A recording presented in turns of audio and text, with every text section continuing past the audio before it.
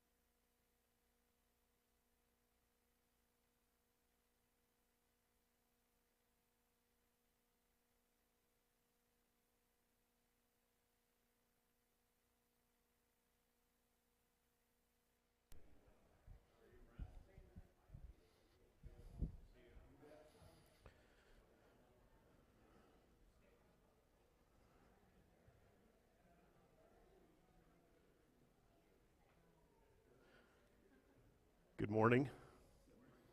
It is officially that time. Good to see all of you in here. Lindsay's got my hand out, so if you happen to be missing one of those, he can help you out. We are looking at the book of Acts beginning this morning. Fun book, long book. I should probably say a couple of things about my cover slide. Does anybody recognize what that is or where it's at by chance? It's Greek? Do you know what kind of structure it is? A house, a barn? Close. She said Athens. It's what's left of a temple. This temple was built to the Greek god Apollo in the 6th century BC, and it's located at the city of Corinth. It's probably the biggest attraction there. Well, there's a bunch of stuff at Corinth to see, but the reason I picked this, well, there's a couple reasons. As a kind of a representative of the book of Acts, the book of Acts, you can see my subtitle there, Jerusalem to Rome. That's taken from a commentary by Homer Kent, and it really describes the book in some ways, beginning in Jerusalem, ending up in the city of Rome. Corinth, where this temple is located, is approximately halfway between Jerusalem and Rome. Now, of course, how do you get from Jerusalem to Rome? By land, by sea? How do you measure the distance?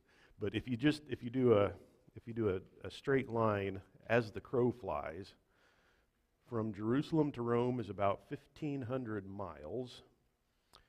From Jerusalem to Corinth is about 800. So it's about halfway there. Um, it's also a city that was first visited by Paul on his second missionary journey. And of course, he took 3 missionary journeys in the book of Acts. So it's the middle one as the first time he visited the city of Corinth. So I thought it kind of illustrates the book in its own way.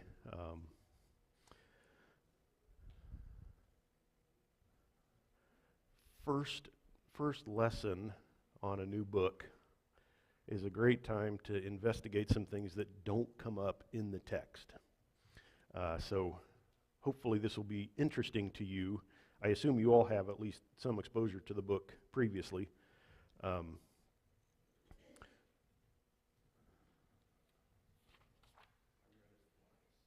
Read through it a couple times? Awesome. It's kind of fresh in your mind. Yeah, it's a fun book. Part of what's so fun about it is that Paul travels to so many different places, many of which, most of which, almost all of which we know we can travel to that point and you can visit it today. Some of them have been excavated, some extensively, like Athens, and some are still just a mound. They have not been excavated, but he travels all over, and that's part of the fun of it, I think, to see places that he goes. But the message of the book is quite astounding too. Who's the author of the book? Okay, Luke. Well, does the book say who its author is? No. In fact, if you read the first couple of verses here, he says, whoever this author is, the first account that I composed, Theophilus, so that's who he's writing to, about all that Jesus began to do and teach until the day he was taken up. Well, we could go on. But he doesn't identify himself. You're familiar with Pauline epistles where Paul says, I, Paul, the servant of the Lord Jesus Christ, to the church in Philippi or whatever. He identifies himself, he identifies his audience. The book of Acts doesn't. But we think it's Luke for a few different reasons. If we go to the Gospel of Luke, we have a very similar intro.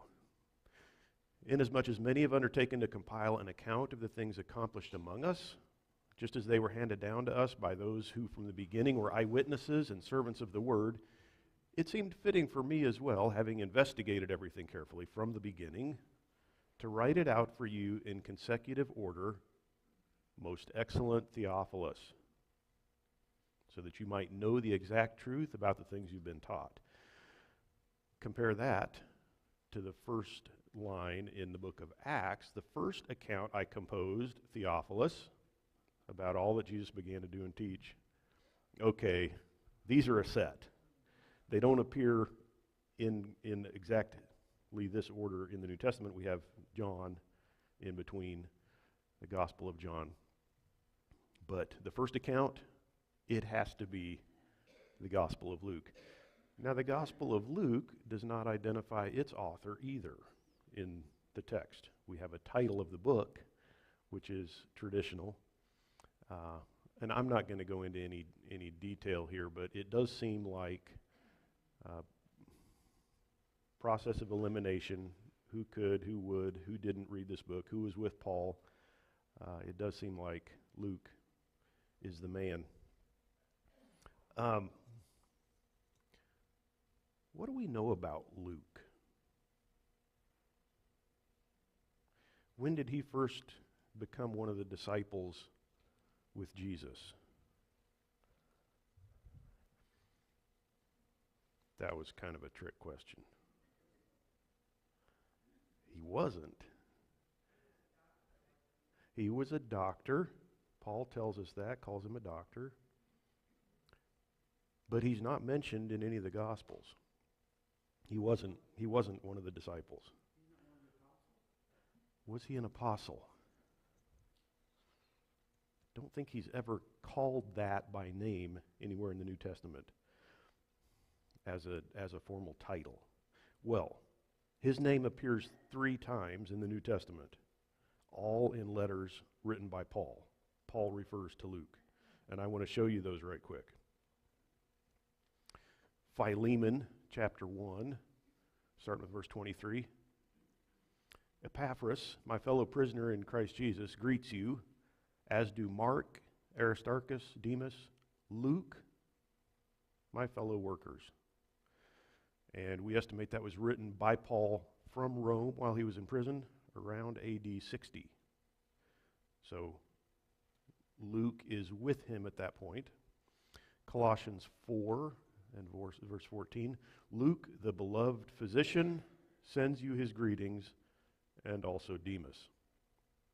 We think that also was written during his imprisonment in Rome, Paul's imprisonment around AD 60. 2 Timothy 4 and verse 11, Paul says, only Luke is with me. Pick up Mark and bring him with you, for he's useful to me for service. If we understand this correctly, this is Paul's last letter, 2 Timothy, the last one we have of his that was written. We believe it was written after his release from his first imprisonment in Rome. There's some indication, and certainly church history tells us, that after his first imprisonment, he did more travels, perhaps including a trip to Spain. He mentions anticipating that in the book of Romans, but then was arrested a second time, we think, and executed in Rome. But at this point, so it looks like for a few years here, Luke is with Paul, and he's a close enough friend that Paul actually mentions him.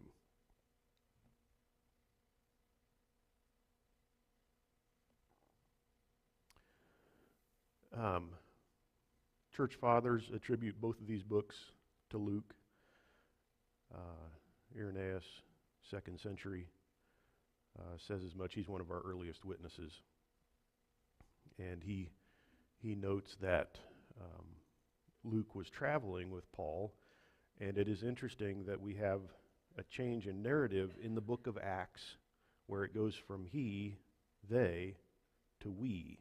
There's a couple places where that occurs, which really makes it sound like the author at that point in the narrative has joined in the travels of Paul and the folks with him.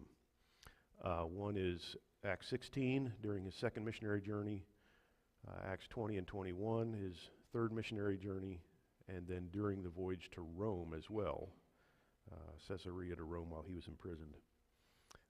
So those may be some indicators too.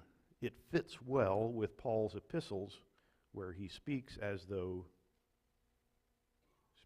that came out wrong, where he states that Luke is with him in Rome. So those are all hints. And there's almost nobody that questions this, even though we don't have a specific statement in Luke or Acts. They're clearly a set. Greek scholars comment on the grammar, the syntax, the way the book is written. Sounds like somebody that would be well educated without being all flowery. Fits with a physician. So that's pretty well accepted across the board. I just thought it would be interesting for you to note that it doesn't actually say that, but it seems nearly absolutely certain that Luke was the author of these two books. What time period is covered by the book?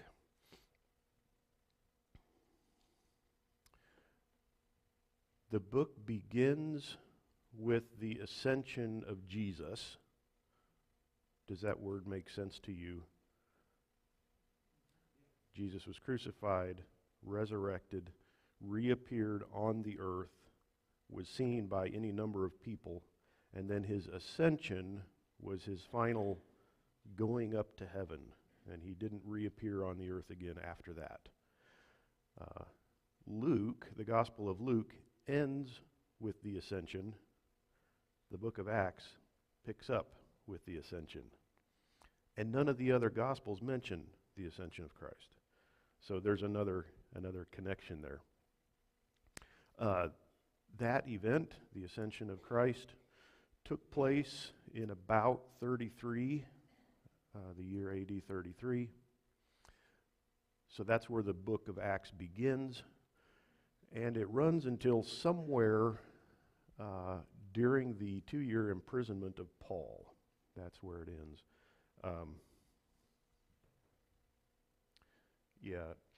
So somewhere around 61, 62.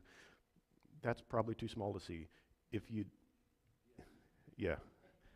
So the red line running through the middle of it is the book of Acts with the various chapters on it. If you really want a copy of this, I've posted one on our Sunday school page. You could download it and print it or whatever. Or if you don't have the ability to do that, you could ask me and I'd be happy to print you off one too. But I just wanted to do the overall. So on this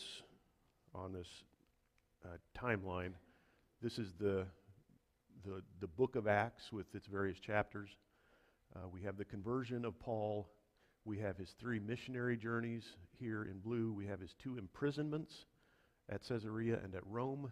And then we have final travels after that, which the book of Acts does not cover. If I go to zoom in just on the end of that, you can see that it mentions he was under house arrest in Rome for 2 years. The book of Acts does right at the end. So the book is written sometime after that. How closely? Scholars argue about this at length. I'm fairly convinced that it was written not long after the last event that it records. It's interesting to me that it does not mention Paul's death. It does not mention anything about his final travels, which I think would have been interesting, especially if he did make it out to Spain. It mentions nothing about the Jewish revolt and the fall of Jerusalem and the destruction of the temple, which I also think are really important events that likely would have been addressed. At least I like to think so. So I would put the authorship of the book sometime in the middle of the 60s, roughly, perhaps as early as 62,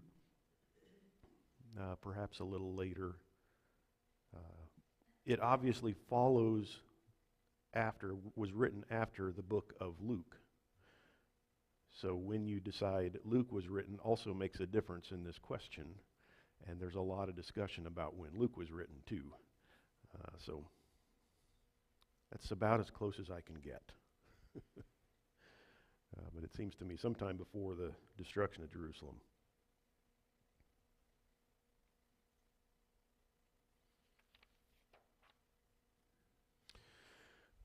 The content of the book, I've given you an outline on your handout.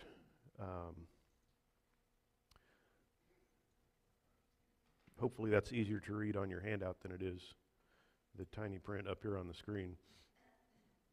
There's a variety of ways to divvy the book up.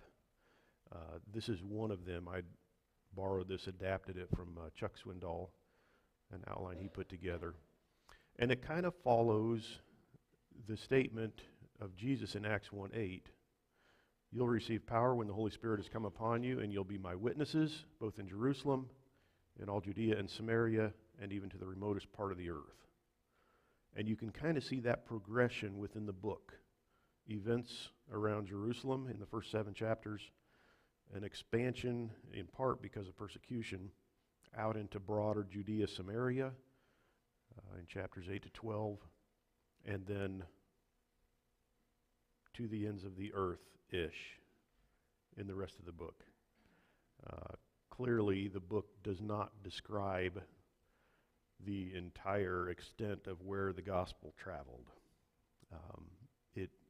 It takes us to Rome, which was the capital, the heart of the Roman Empire. church tradition tells us that other apostles took the gospel in other directions. It's clear that it went to the east, as far as Mesopotamia and into probably India, perhaps even going as far as the edge of China. The gospel clearly went south into North Africa, Egypt, Carthage. I mean, there are churches there. In fact, there are churches in Rome before Paul gets there. Paul was not the first Christian to step foot in Rome and plant a church. Somebody had been there working long before Paul got there. The churches welcomed him when he arrived there as a prisoner. But at the same time, I think it's kind of a useful way to divide the book, to watch that progression. And I do think that is one of the major themes of the book too, the expansion of the church and the spread of the gospel from Jerusalem, a very small group there, to even the heart of the capital at Rome.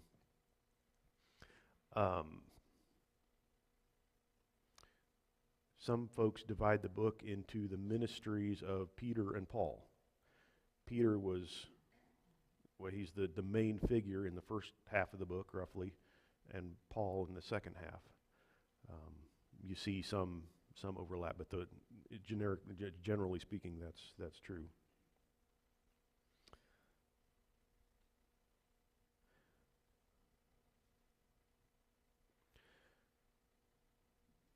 What's the major theme of the book of Acts? Well, that can be a difficult question to answer because there are a number of themes and theological points that the book as a whole brings forward. If I was pressed to try and distill it down, I would say Jerusalem to Rome, the expansion of the church and the gospel. And we get to watch that happen in the book. But let me bring out a couple of other themes here too. One I would point to is the birth of the church, which happened at Pentecost, its infancy and its growth. We begin to see that in this book. If all we had were Paul's epistles and the Gospels, if we didn't have Acts, there's a lot about this that we would scratch our heads and wonder, how did that happen? Wouldn't that be interesting to see? And here we have it in full color. The geographical spread of the gospel. It's another question that would just really tickle the imagination if we had no info like what we do. But here we get to watch it happen, going from Jerusalem, spreading out into Judea and Samaria, up to Antioch in the north, eventually into Asia Minor, a couple of trips circling around for Paul, eventually all the way to Rome, including islands like Cyprus, massive island Crete, other places he stopped, a little bitty island of Malta. But even there, significant things happened. So it's fun to watch the geographical spread of the gospel as well.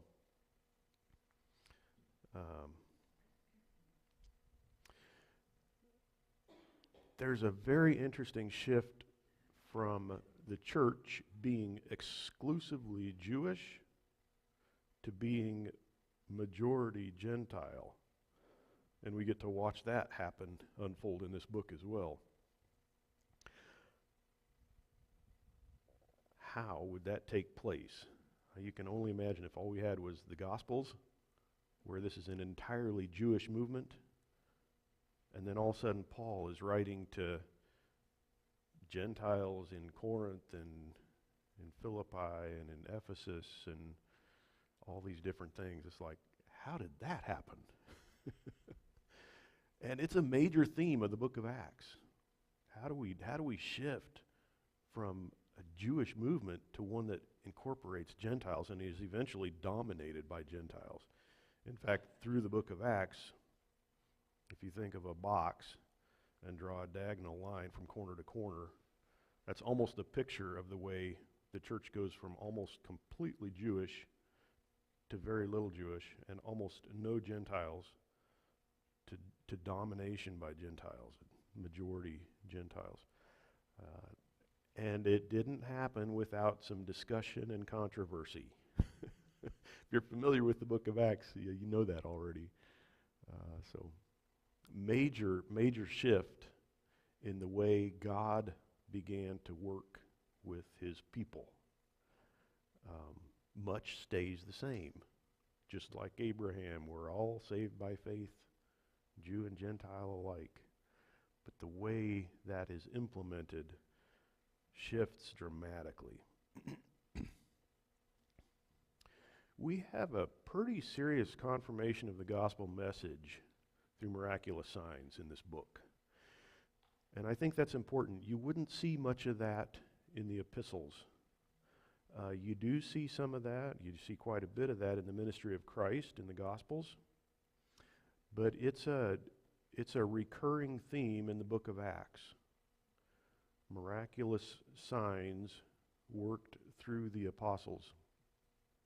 We'll get to some of those.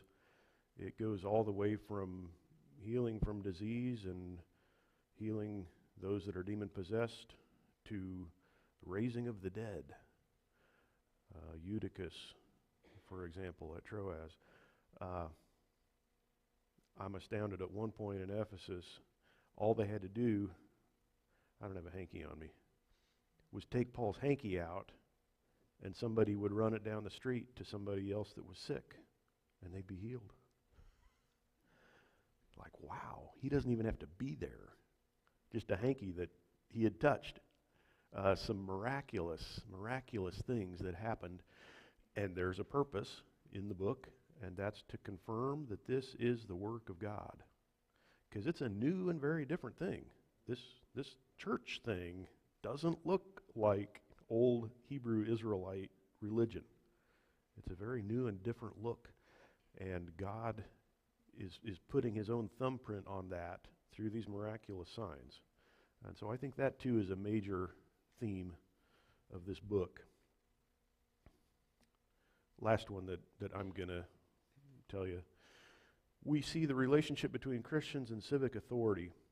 And in fact, well, there's a number of places in Paul's epistles where that's directly addressed to how should we relate to governors, kings, other civil authorities.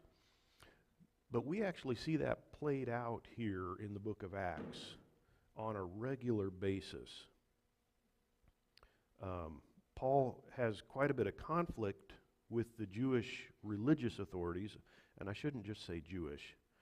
He runs into opposition from pagans as well, although that's typically not quite as sharp or hard-edged as the opposition he runs into from Jewish believers. Why do I keep saying believers? From Jews. Tom?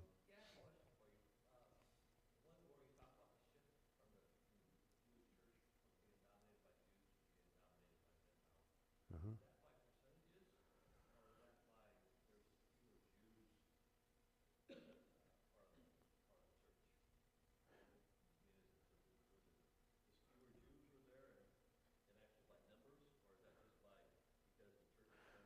Okay.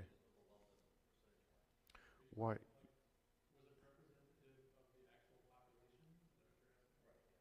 Yeah. So, yeah, that's a great question. So, when I imagined a box with you, that would almost seem like the number of Jews is shrinking, but I don't think that's actually true. What actually happened was an exponential growth in the Gentile believing population. Yeah, so in that sense, a box isn't really a good example. But yeah, good question. Probably a lot easier to convert Gentiles because they didn't have to unlearn the law. Easier to convert Gentiles. Yeah, wow. Yeah. It's such a two-edged sword, Brent. On the one hand, the Jews had such an advantage because of their knowledge of the Old Testament. They knew the same God. They knew how he had acted. They knew his history, his character, those kinds of things. Whereas pagans, I mean, what is this with worshiping one God?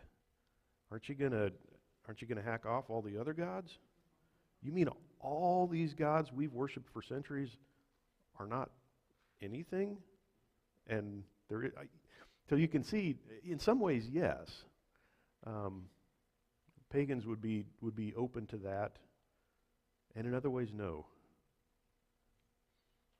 But ultimately, the church became largely Gentile, who would have come from that kind of background. So yeah, it's a great question, a good thing to think about. We'll have to kind of keep an eye on that as we move through the book and see how different people react.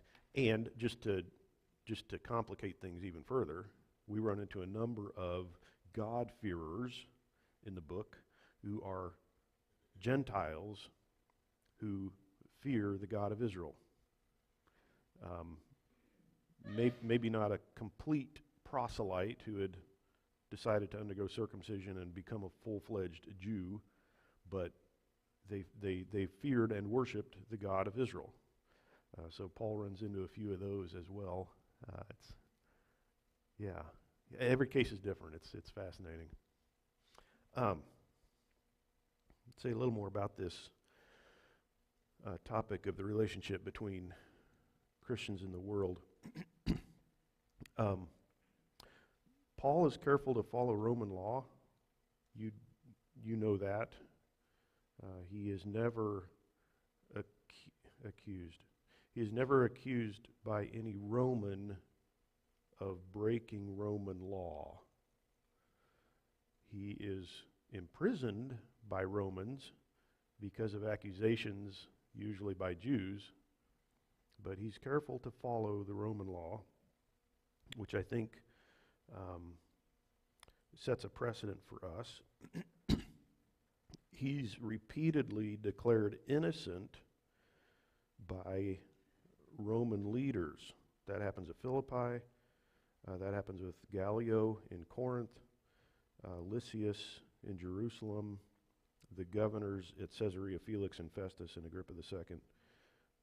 They all eventually proclaim him innocent. It's like, yeah, he's not a lawbreaker.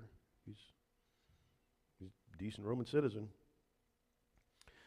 There's a number of times in the book where the Roman civic authorities step in and save Paul from his antagonists, often Jewish antagonists. That happened at the temple. It was the Romans that came in and saved him from a riot. That happened with Gallio, again with Lysias in Jerusalem. Of course, eventually he appeals to Caesar, and if tradition is correct, at least the first time, Caesar freed him, but that was because of accusations made by Jews and, in addition, his appeal to Caesar.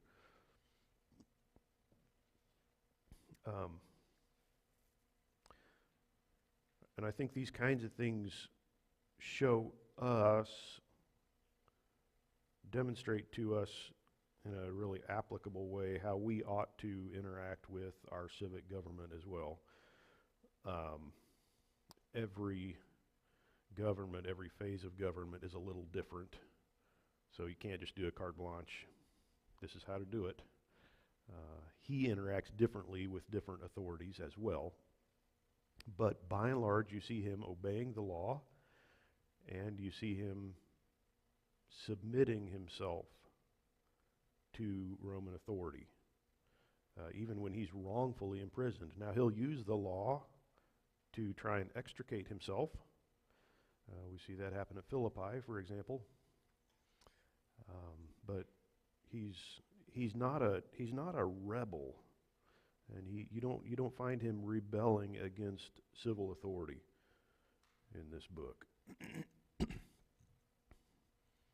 I kind of think, in a way, this event at the temple pulls together some of those complex things.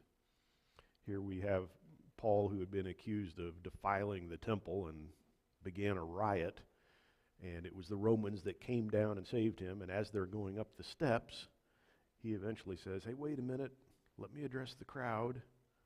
And so these Roman soldiers hold off the crowd while he speaks. It's a complicated interplay between him and government. Government's not always got his back. He's not working for the government, and yet he takes advantage of the protection that they afford him and uses it again to proclaim the gospel. Yeah, so he suffers at the hand of government, and yet he also benefits from Roman government.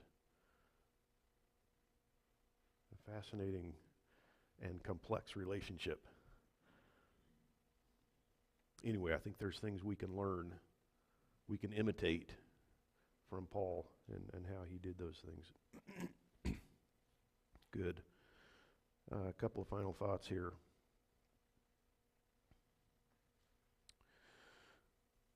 The formation of the New Testament church was a massive shift from the previous Jewish system, and I would say mainly in three areas. One, the realization of full forgiveness of sin through the death and resurrection of the Messiah. That's earthquake. That's groundbreaking. That's huge. Where for generations, for centuries, the Jewish system had required every person to bring a sacrifice for their sin. And now the Messiah has come and offered himself. It took a little bit, even for the apostles, to figure that out. I mean, their initial reaction when he was crucified was seclusion. What are we going to do now? I mean, no clue what had just happened. But eventually, they figured that out. Forgiveness has been given. We don't have to do, and I mean, you do see Paul still going and making some offerings at the temple sacrifice. I mean, it's still part of his system. Perhaps thank offerings, that kind of thing. Eventually, the temple is destroyed, and nobody has to worry about that anymore. But that's a huge event in God's program, and this book documents the steps and stages in that in a really interesting way. Number two, there, the abandonment of the requirement to keep the Jewish law, and things that come to mind are things like the requirement to sacrifice. The food laws are specifically overturned. Circumcision, the same thing. Although again, that's an interesting one because Paul argues, especially in his epistles, circumcision, uncircumcision doesn't matter. What matters is, he says, circumcision of the heart, that you're a follower of the faith of Abraham. And then Paul has some of his followers circumcised. We don't know exactly all of the background on that. You and I would probably be quick to wonder, what's up with that, Paul?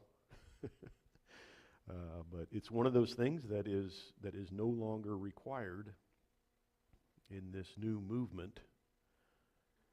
And then third, the full inclusion of the Gentiles. We catch glimpses of that in the Old Testament. We have individuals like Rahab, Ruth. We have rare groups like the residents of Nineveh that Jonah goes and preaches to, obviously Gentiles. We have some laws about how to treat aliens, not the little green antenna guys, but people who are visiting, traveling, moving through that are not Jewish. And of course the law is you treat them well. You care for them just like you do widows and orphans. That trilogy. And we have a number of prophecies in the Old Testament that tell of a coming gathering in of the Gentiles. That's not unheard of. Of course, it hadn't happened yet when Jesus came on the scene, but here we see it actually fulfilled. Thank God. I'm assuming most of you are mostly, if not completely, Gentile. I am a little German, a little Swede. I am really grateful for the full inclusion of the Gentiles in God's program. I know He would have accepted me at any point in history by faith, but to be fully included in this way is really sweet. And of course, those are massive shifts coming from the perspective of the Old Testament. And so the book of Acts gives us explanation of who and when and why and how that took place, which is quite fascinating.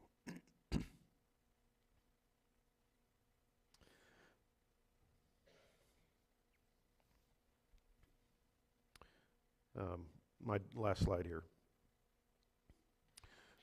The birth of the church is clearly the work of God. He intervenes numerous times to ensure that it happens, whether through the personal call of particular people, and Paul's conversion would be an example of that, the protection of his messengers in a supernatural way. You could think of Paul's shipwreck, although there's numerous other examples as well. The divine delivery of new information, Peter's vision where God tells him, don't consider any food unclean now. Wow, that's new information. And it's directly given to Peter by God. And then, of course, the confirmation of the message through signs and miracles. Any number of those that we see in the book, and I'm sure it's the tip of the iceberg. So the book of Acts demonstrates that the church is God's project. Only He could have brought it about. This is not something a bunch of guys got together and decided, hey, let's set up a new religion. This has the fingerprints of God all over it. He's driving it from beginning to end. And we'll see that in the book if we pay attention. So, any questions or comments? Going to jump into chapter 1 next week. Ready or not? That's all the intro you get. Sherry?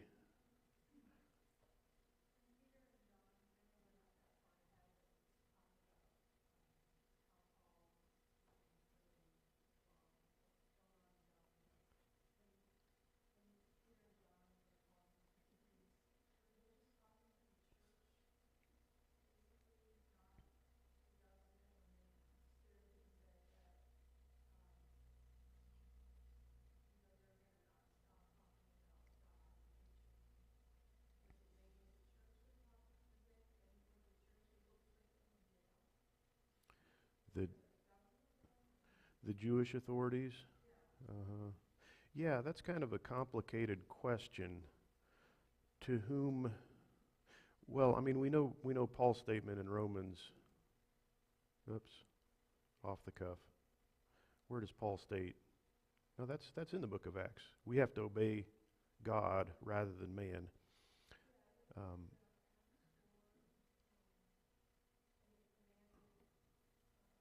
Peter and John.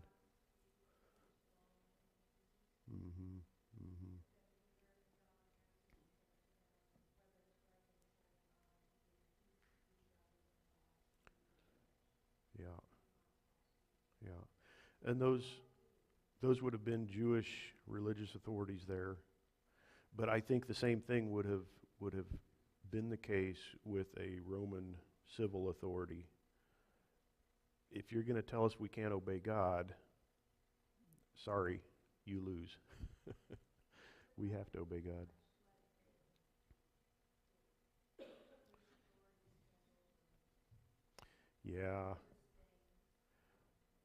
Yeah, by and large. I think initially, at least, the government considered the new Christian movement, the Way, or whatever you want to call it, they considered it to be kind of an offshoot of Judaism, which was not wrong. And so they just figured, you guys settle your own squabbles, don't mess with us. It's interesting that maybe even as early as the 1st century with Nero, but certainly later on, he persecuted the Jews, for sure. 2nd, 3rd centuries, the Romans really began to persecute Christians. We have a lot of martyrs from those 2 centuries. 4th century, Constantine the Great, he converts, and the empire becomes a Christian empire in name. So yeah, some very interesting and complex relationships there between the church, if you will, and the government.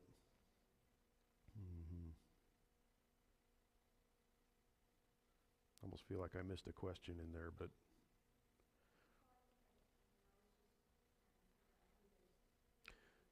who they were in opposition to.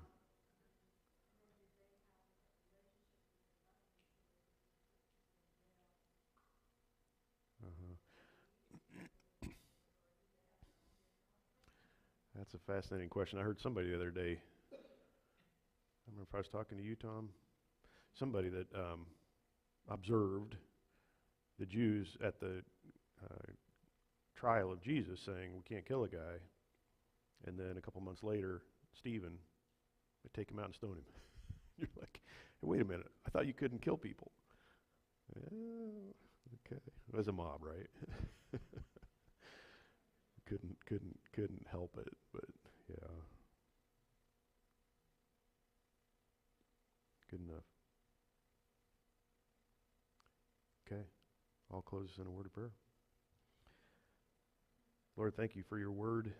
Thank you for the book of Acts, and we look forward to hearing what you have had written down here for us through Luke. I pray that as we study this book, that you would press on us the message you want us to take away from it. I pray that we'd be encouraged by the faith and strength of your servants in the book, and that we would avoid the pitfalls that we see laid out in various places too. And just ask that you would use this book to change the way that we think and the way that we live. In your name I pray. Amen.